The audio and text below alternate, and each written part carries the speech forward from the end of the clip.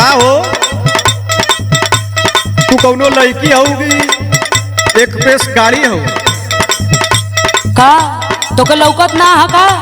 तू कौनो आदमी हो कि अनहरा? अरे बाप रे बाप इतना झटका में भागत हो ऐसे तो एक्सप्रेस गाड़ी भी ना चलेला। सुना का कह तारा बोलो। गुरिया तू भैलू हबड़ा में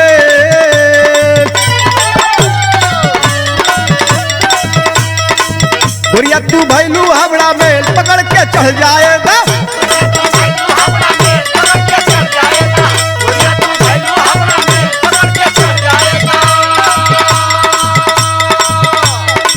खाला कितना इंजन तो हर तेल पकड़ के चढ़ जाएगा।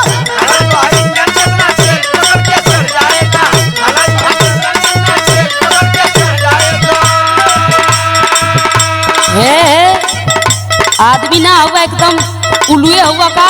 अरे बाप रे बाप। सुना सुना बोला बोला। इना ही संभरी तो से रे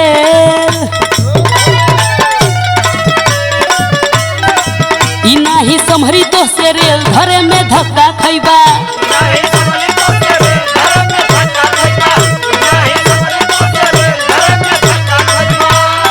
तोहसे ना सपरी करते धरे में धक्का खैबा।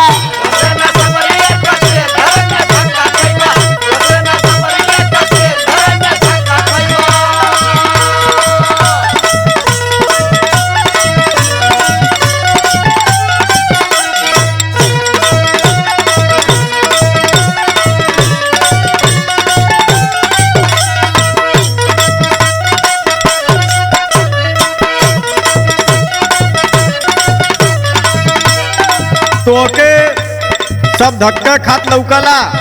तब का हो बढ़िया चीज कोनो सोचतू ना। का सोची? मतलब कि हम जाके गिर जाए जा। हम कहीं जाई कसहू जाई कैसो चली तोहसे का मतलब हो? अच्छा अच्छा सुना बोला।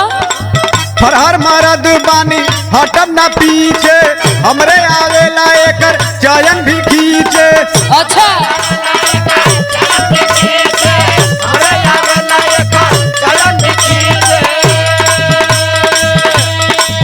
सुना बोला बोला बोला। पकड़े स्पीड तब दौड़े या कूद हो एकर बा स्पीड बबुआ बहुते मजबूत हो।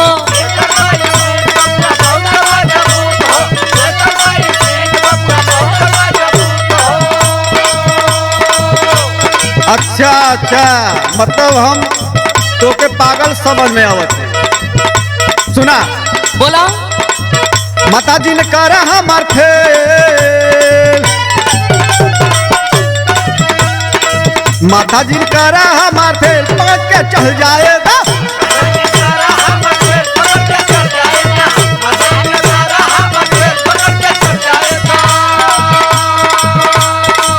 इना ही सपरी तो से रेल धरे में धक्का खैबा।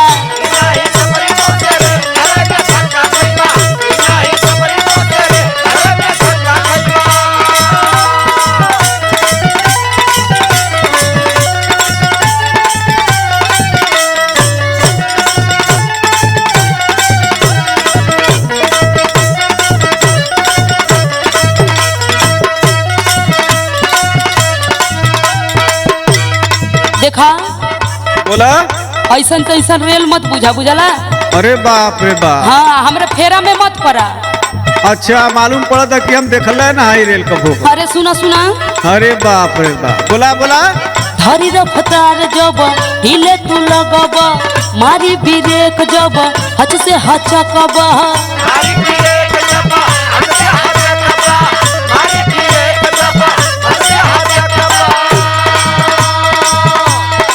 सुना सुना। बोला। काहे घबरालू धनी पकड़ब हम जोर से तनी डेराई नहीं हम कौनो ओर से।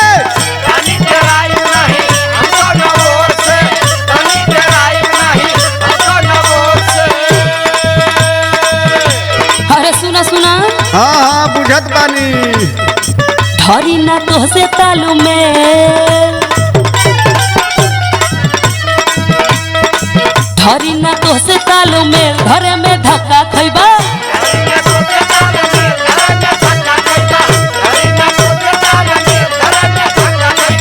राम सीता प्यारे लाल रेल पकड़ के चढ़ जाएगा।